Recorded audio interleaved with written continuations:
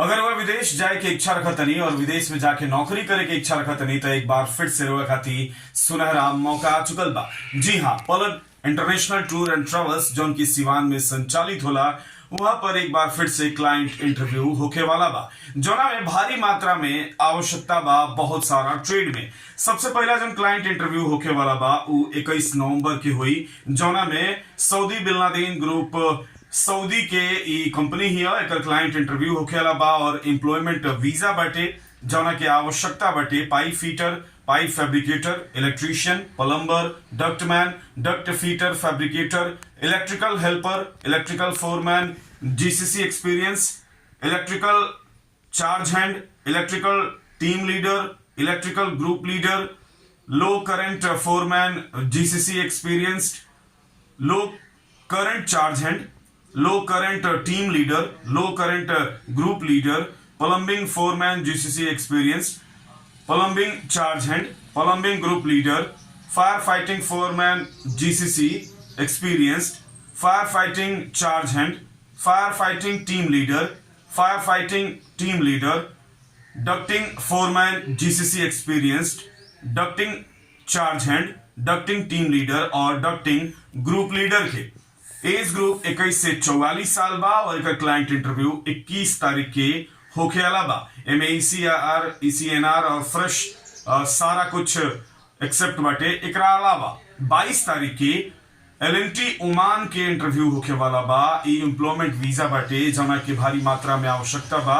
Pipe fitter, pipe fabricator, structure fitter, structure fabricator, gas cutter, grinder cum gas cutter, rigger, TUV, welder GTAW, welder 6G GATW, welder MIG and arc, welder MIG, welder FCAW के 8 घंटा के duty बटे plus over time और सप्ताह में 5 दिन काम करे के बाद। एज ग्रुप बा 21 से 42 साल। तो ये ओमान एलएनटी के इंटरव्यू 22 तारीख के होके वाला बा। एक अलावा 23 नवंबर के चाइना रेलवे सऊदी अरबिया के क्लाइंट इंटरव्यू होके वाला बा, जोना में भारी मात्रा में आवश्यकता बाटे स्टील फिक्सर, शटरिंग कारपेंटर और स्काफोल्डर के।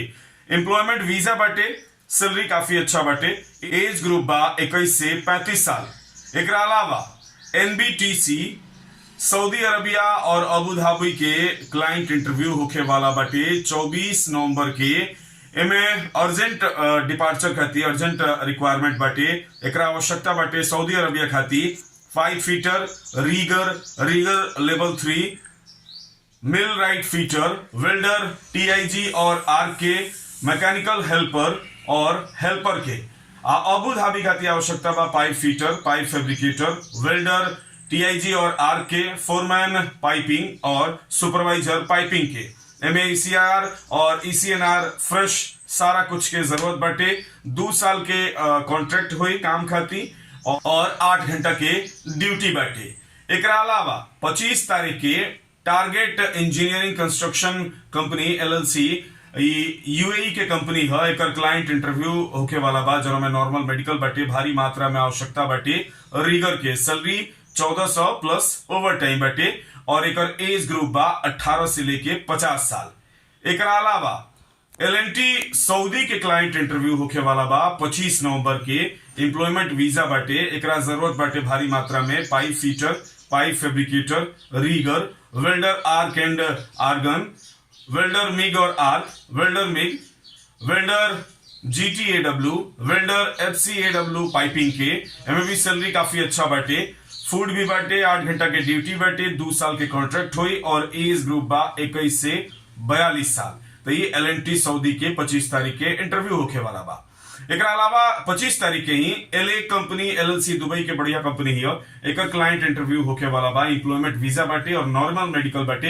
एक भारी मात्रा में आवश्यकता बाटे मेसन, steel fixer, shuttering carpenter, assistant मेसन RCC, शटरिंग कारपेंटर हेल्पर के। उम्र सीमा बा 18 से 50 साल। 8 घंटा के ड्यूटी बाटे प्लस ओवर टाइम बाटे। एक अलावा 26 तारीख के Jumeirah beach building construction company LLC Dubai की कंपनी है। एक एम्प्लॉयमेंट वीजा बाटे और क्लाइंट इंटरव्यू होके बा, नॉर्मल मेडिकल हुई। भारी मात्रा में आवश्यकता बाटे इलेक्ट्रीशियन, प्लम्बर, मेसन tiles, mason block and plaster, steel fixer, shuttering carpenter, steel मेसन आरसीसी शटरिंग कारपेंटर और हेल्पर के सैलरी अच्छा खासा बाटे और 2 साल के कॉन्ट्रैक्ट हुई। तो एमे भी रुआ ईसीआर और ईसीएनआर फ्रेश सारा के एक्सेप्ट कर जा रहा है, आ सकता नहीं। एक अलावा 26 तारीख के ही एनएसएच कंपनी सऊदी के कंपनी है जौना के क्लाइंट इंटरव्यू होके वाला बा, एम्प्लॉयमेंट वीजा बाटे।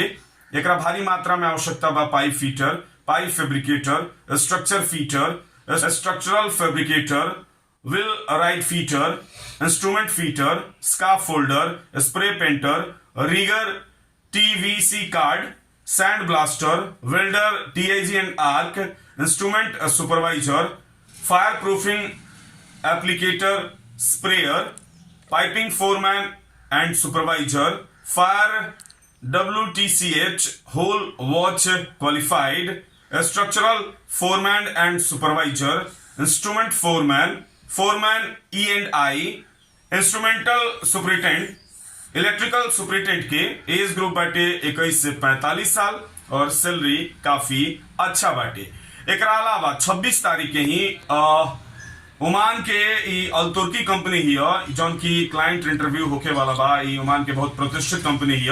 एक भारी मात्रा में आवश्यकता बाटे AC technician, vehicle, auto electrician, diesel mechanic, mechanic speciality diesel engine, electrician speciality vehicle, mechanic heavy equipment, mechanic speciality heavy motor vehicle, mechanic speciality light motor vehicle, mechanic light motor vehicle, foreman automotive workshop और tyreman के age group बा 21 से 42 साल, 8 घंटा के duty बाटे और एक एम्प्लॉयमेंट वीजा बाटे।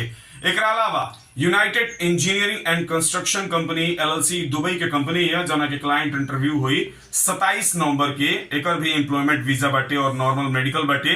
एक भारी मात्रा में आवश्यकता बाटे इलेक्ट्रीशियन, गल्फ रिटर्नर चाहिए, प्लम्बर इहो गल्फ रिटर्नर चाहिए, मेसन tiles, mason block and plaster, steel fixer, shuttering carpenter, assistant mason RCC shuttering carpenter और हेल्पर के एज ग्रुप बा 20 से 42 साल, 8 घंटा के ड्यूटी बाटे प्लस ओवर टाइम बा। एक अलावा 28 नवंबर के general contracting company LLC Dubai के कंपनी है, एक भारी मात्रा में आवश्यकता बाटे mason tiles, mason block and plaster, shuttering carpenter और स्टील फिक्सर के। एमे नॉर्मल मेडिकल बाटे और एम्प्लॉयमेंट वीजा बाटे। एज ग्रुप बाटे 20 से 40 साल। एक अलावा अल तुर्की कंपनी ओमान के कंपनी है, बहुत प्रतिष्ठित कंपनी है, एक इंटरव्यू होके वाला बा 28 नवंबर के, एक एम्प्लॉयमेंट वीजा बाटे। एक भारी मात्रा में आवश्यकता बाटे स्ट्रक्चर फीटर और स्ट्रक्चर फैब्रिकेटर की। एज ग्रुप बाटे 21 से 42 साल। एक अलावा 1 दिसंबर के target engineering construction company LLC UAE LA company है, एक क्लाइंट इंटरव्यू होके वाला बा और नॉर्मल मेडिकल बाटे। एक भारी मात्रा में आवश्यकता बाटे mason tiles, mason block and plaster, steel fixer, shuttering carpenter, assistant mason RCC shuttering carpenter और हेल्पर के। एज लिमिट बाटे 18 से 50 साल और इनमें 8 घंटा के ड्यूटी बाटे। तो ये अगर रउआ एकरा से संबंधित बानी, सब ट्रेड से संबंधित बानी और इच्छुक बानी विदेश जाए के, तो रउआ आ सकतनी पलक इंटरनेशनल टूर एंड ट्रेवल्स जौन की पलक बुद्धा ITI पपोर में संचालित होला। डेट रउआ पता बाटे, रउआ आई इंटरव्यू दी, अगर सिलेक्ट हो जाता नहीं तो अपना से जांच परख कर ली, जांच पड़ताल कर ली, ओकरा बाद विदेश जाई और विदेश जाके पैसा कमाई, अपना घर में खुशी लाई।